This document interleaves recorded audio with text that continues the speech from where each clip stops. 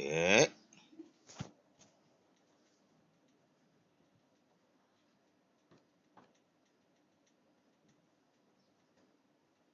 इनका भोग है कुछ काय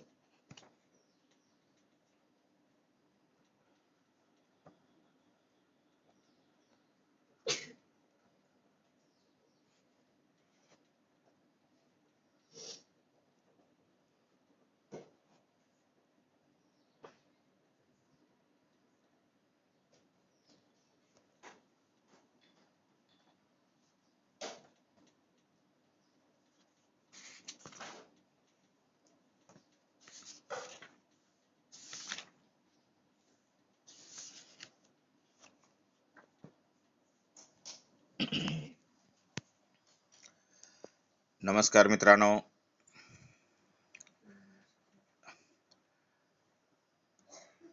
आजच्या या रविवारच्या तासिकेमध्ये आपण एक एक्स्ट्रा तासिका आपण घेत आहोत.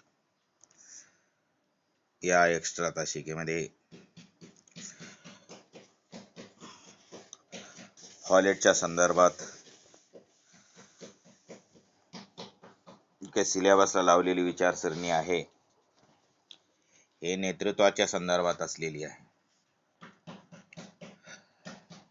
म्हणजेच फॉलेटचे नेतृत्वासंबंधीचे विचार, फॉलेट्स व्ह्यूज ऑन लीडरशिप.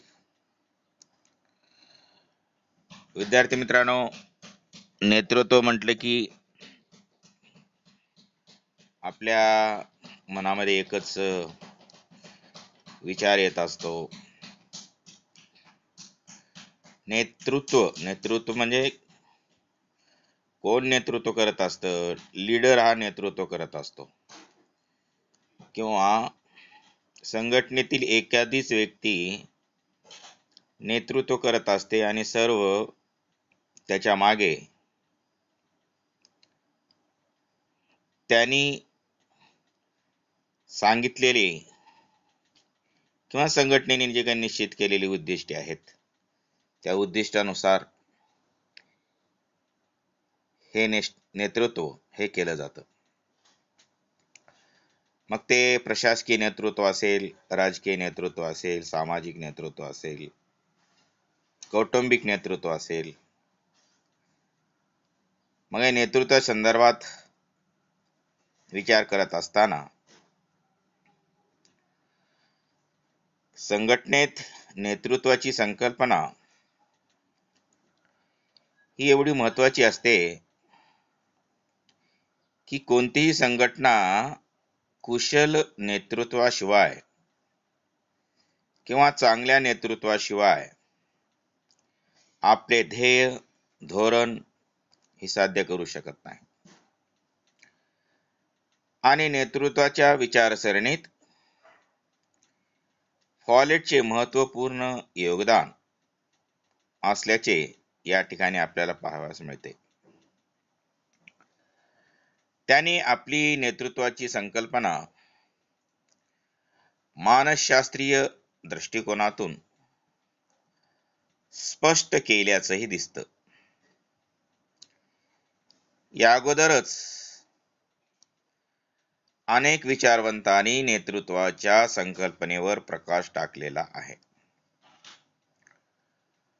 परंतु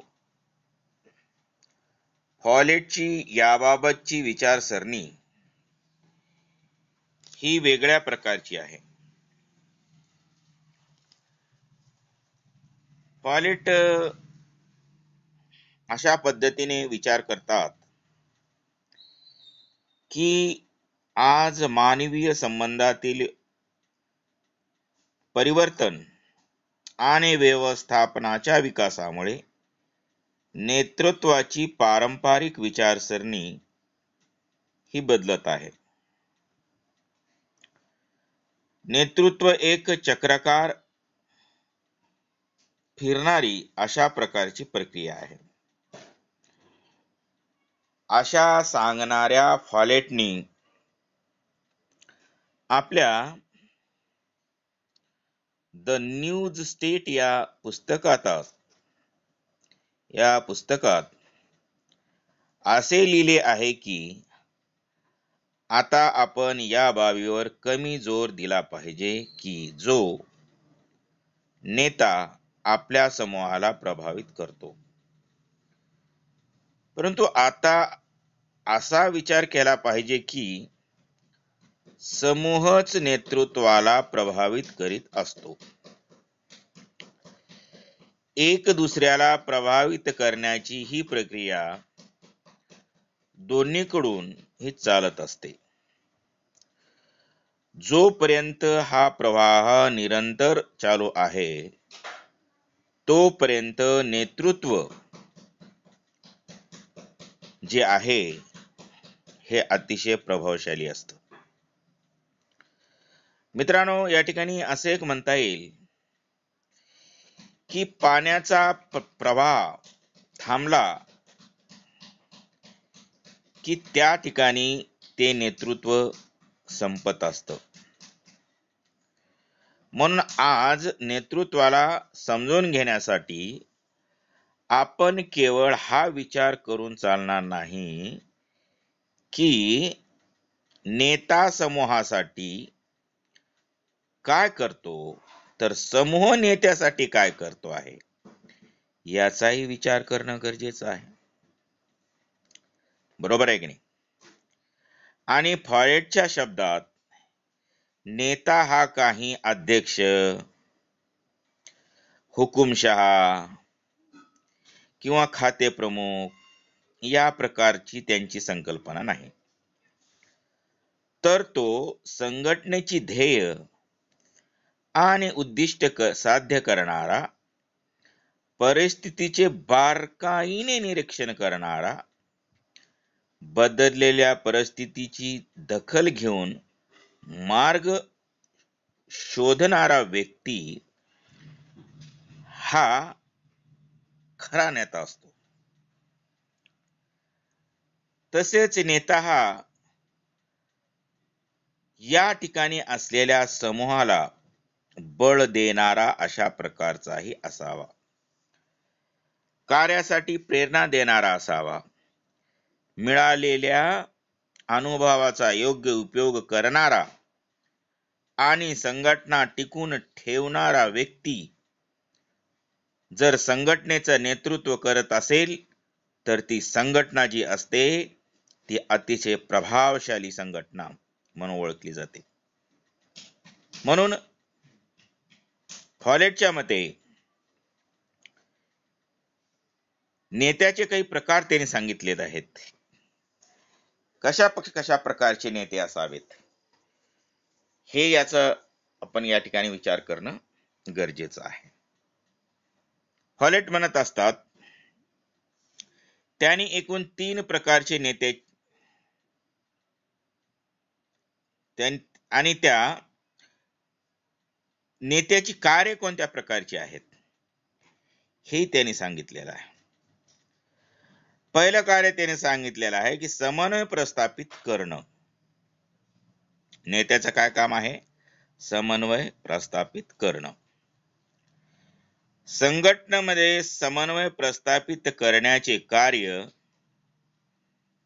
नेतृत्वालाच करावे लागते. समन्वय संघटनेचे अतिशय महत्वाचे तत्व आहे. त्यामुळे समन्वयाच्या स्थापनेतून नेतृत्वाची क्षमता ही दिसून येत असते. त्यामुळे संघटनेत समन्वय प्रस्थापित करणे हे नेतृत्वाचे महत्वाचे कार्य आहे. दुसऱ्या सांगितलेलं आहे. काय सांगितलं त्यांनी? की उद्देशाची व्याख्या करणे. निश्चित उद्देशाशिवाय संघटनेची स्थापना होत नाही. मग ती कोणतीही संघटना असो. कोणतीही संघटना असो, संघटनेचे उद्देश निश्चित असतात. त्याशी योग्य व्याख्या करून त्याच्या प्राप्तीच्या दिशेने वाटचाल करणे आणि संघटनेला घेऊन जाणे याची दक्षता नेतृत्वालाच करावी लागते. त्यामुळे संघटनेच्या उद्देशाची योग्य व्याख्या करणे हे नेतृत्वाचे प्रमुख कार्य असलेले दिसून येतात.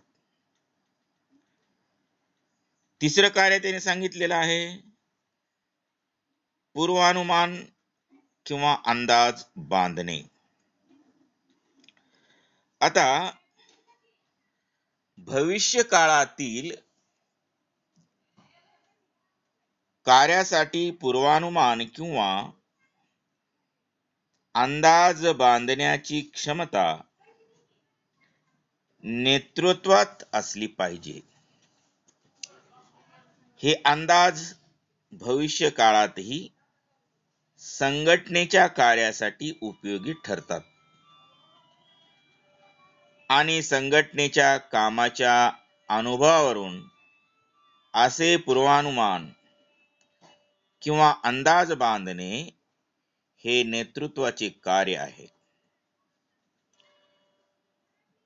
फॉलेटचे असे स्पष्ट मत आहे की नेता हा केवळ जन्मदात नसतो, तर संघटनेमध्ये त्याला शिक्षण आणि प्रशिक्षण देऊन तयार केले जाते. फॉलेटचे नेतृत्वाचे 3 प्रकार सांगितलेले आहेत. आता कसले प्रकार आहेत ते? हे प्रकाराचा सुद्धा या ठिकाणी आपल्याला विचार करणं गरजेचं आहे. पहिला प्रकार आहे पद किंवा दर्जानुसार नेतृत्व, लीडरशिप ऑफ पोझिशन. फॉलेटच्या मते पद किंवा दर्जा या संबंधित असणारे नेतृत्व हे औपचारिक सत्तेशी संबंधित असते. संघटनेत ज्या व्यक्तीला सत्ता प्राप्त होते त्याला संघटनेत नेतृत्वाचेही कार्य पार पाडावे लागते. संघटनेत नेतृत्वाचेही कार्य पार पाडावे लागते.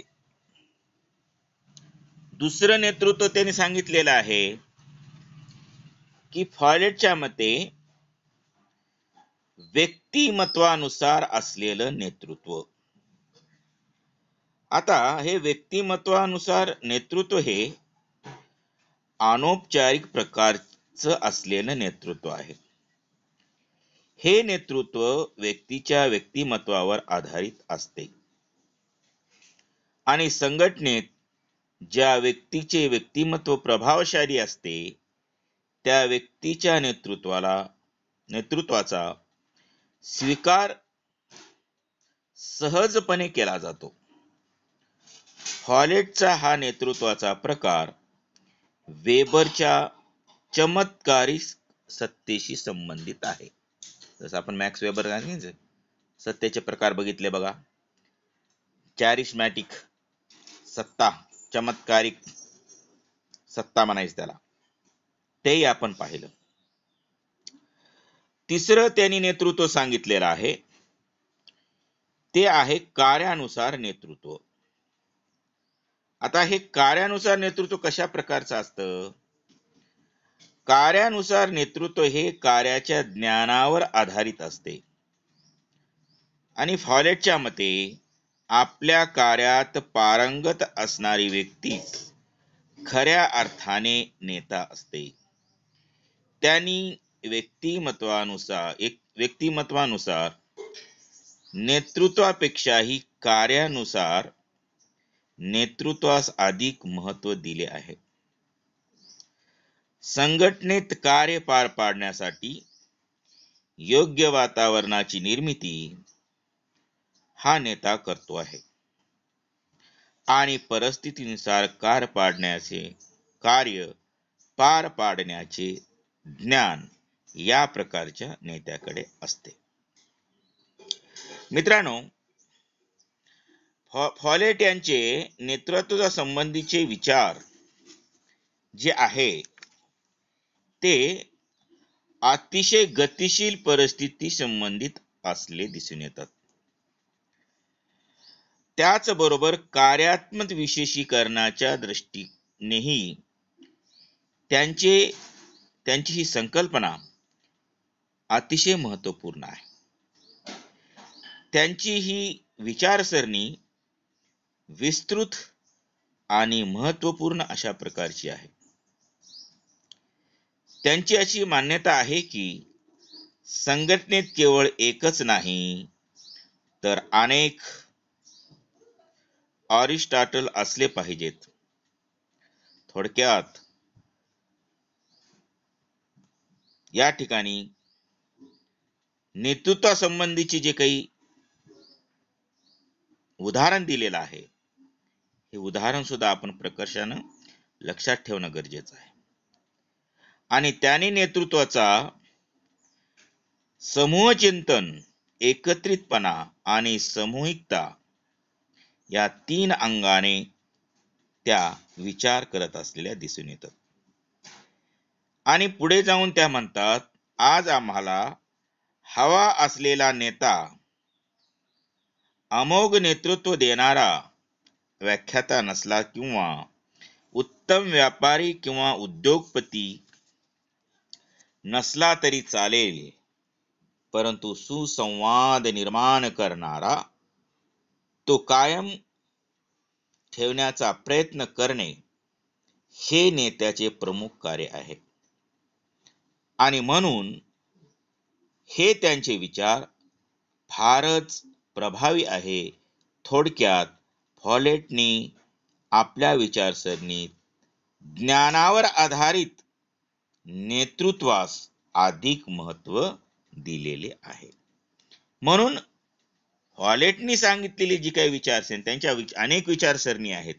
प्राधिकरणावर आधारित असलेली विचारसरणी आहे आणि नियंत्रणावर आधारित असलेली विचारसरणी आहे, समन्वयावर असलेली विचारसरणी आहे, संदेशवहनावर असलेली विचारसरणी आहे, व्यवस्थापन व व्यवसाय या संबंधीच्या वर असलेली विचारसरणी आहे आणि त्यावर केलेलं टीकात्मक परीक्षण या संबंधीच्या सर्व बाबी आहेत. परंतु आपल्याला विद्यापीठाने लावून दिलेले जे काही सिलेबस आहे त्यामध्ये केवळ 2 कन्सेप्ट त्यांनी दिलेले आहेत. त्या 2 कन्सेप्ट आपण या ठिकाणी पाहिलेला आहे आणि आजच्या या रविवारच्या तासिकेमध्ये त्यांचे नेतृत्वासंबंधी जे काही विचार आहेत हे विचार या ठिकाणी मी आपल्यासमोर मांडण्याचा प्रयत्न मी केलेला आहे. आशा आहे आपण हे माझे अपलोड केलेले व्हिडिओ दररोज पाहत असताल, कारण का आता ऑनलाईन मध्ये बरेच अडथळे येऊ लागलेले आहेत, व्यत्यय येऊ लागलेले आहेत. नेटवर्काचा व्यत्यय आहे, कुणाला रिचार्जचा व्यत्यय आहे, त्याचबरोबर कुणाला लाईट किंवा चार्जिंगचा व्यत्यय आहे. म्हणजे अनेक प्रकारच्या त्या संकटाला सामोरे जाऊन आपल्याला या ठिकाणी काय करावं लागत आहे, या ऑनलाईन शिक्षण पद्धतीला सामोरे जावं लागलेलं आहे. म्हणून नेतृत्वासंबंधी जी काही सांगितलेली जी काही विचारसरणी आहे ही विचारसरणी आपण या ठिकाणी थोडक्यात मांडण्याचा, अर्थातच थोडक्यात नाही तर त्यांनी जे काही मांडलेली जी काही विचारसरणी आहे ती पूर्णतः मी या ठिकाणी काय केलेली आहे, सांगितलेली आहे. म्हणून आपण इथे आजच्या एक्स्ट्रा क्लासेसमध्ये आपण या ठिकाणी थांबूयात. धन्यवाद.